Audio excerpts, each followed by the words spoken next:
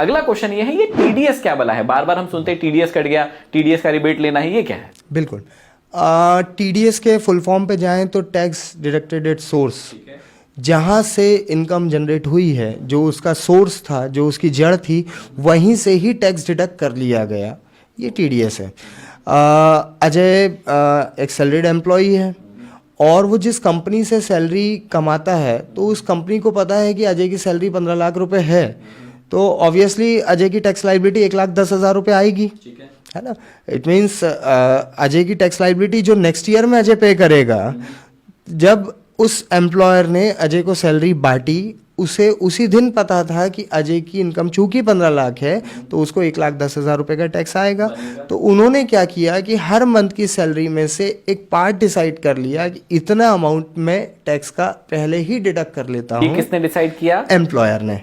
Employer ने, मतलब ये वैसे तो मतलब ऊपर से ही होता है, मतलब इनकम टैक्स डिपार्टमेंट से ही होगा कि भैया कोई भी कंपनी किसी भी एम्प्लॉय को यदि कोई सैलरी दे रही है और वो यदि टैक्स लाइबिलिटी में आता है तो उसको पहले ही आप 10% होता है। बेसिकली ये भी डिपेंड करता है कि आपने किस तरह की इनकम उसे दी है।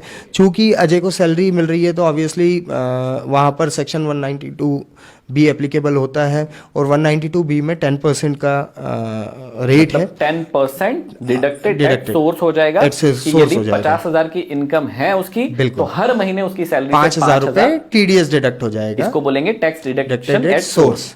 अब हाँ, अब कुछ कह रहे थे। फिर हम बात करते हैं, सपोज अजय ने अपनी कोई प्रॉपर्टी रेंट पे दी है और वहाँ से उसे कोई किराया आ रहा है, तो उसका हेड चेंज हो जाएगा टीडीएस का, वहाँ भी 10% से टीडीएस डिडक्ट होगा।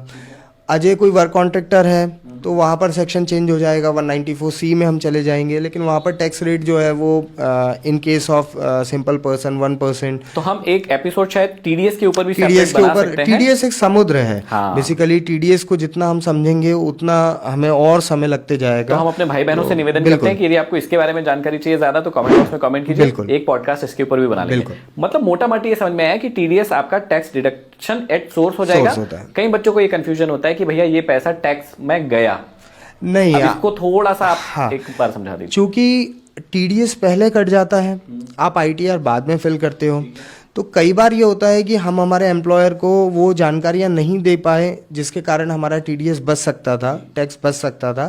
तो उसके लिए जब भी आप अपने काउंसलर से आईटीआर फाइल करवाएंगे तो जो जानकारियां उस टाइम छूट गई थी देना, वो जानकारियां अब आप दे देते हैं, तो हो सकता है कि आपका जो टीडीएस डिडक्ट हुआ है वो आपकी इनकम में वो डिडक्शन के बाद में रिफंड क्लेम कर सकते हो। मतलब सीधी सी बात है कि जो आपका टीडीएस कट चुका है, यदि आप टैक्स लाइबिलिटी में नहीं आते हैं तो वो टैक्स जो वापस है, टीडीएस जो आपका कटा है ना, वो आपको वापस मिल जाएगा। वो सरकार के पास अमानत है।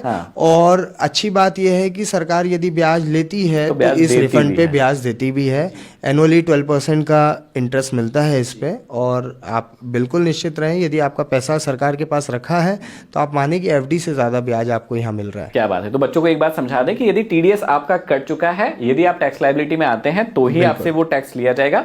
वो जो भी आपके टैक्स एक्सपर्ट होंगे वो आपको बता देंगे, और या फिर आपको समझना है कि यदि आप टैक्स लाइबिलिटी में नहीं आते तो वो पैसा आपको पूरा का पूरा मिल जाएगा। आईटीआर जब फाइल करेंगे, जो भी आपकी टैक्स स्लैब से इनकम होगी उस हिसाब से आपका जो बचेगा वो सरकार रिफंड करेगी।